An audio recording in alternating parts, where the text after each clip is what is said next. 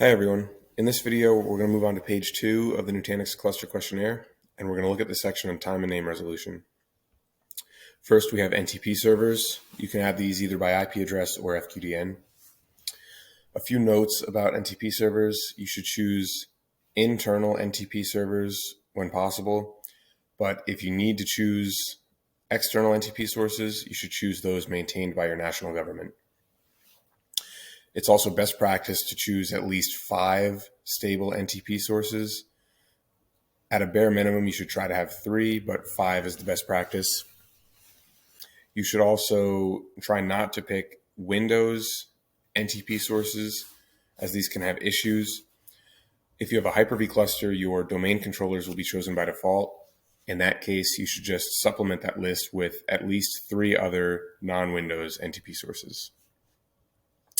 And if you'd like to get a little more detail on this, you can go to the Nutanix support portal and search for recommendations for time synchronization. For DNS servers, you can add 1 or 2 servers there. There's really no need to put any more, especially if you're using ESXi. It's going to limit you to just 2 DNS servers per host.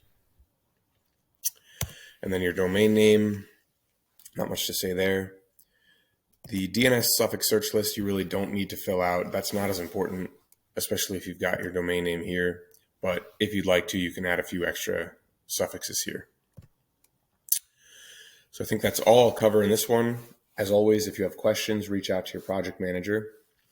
And I hope that was helpful. Thank you for watching.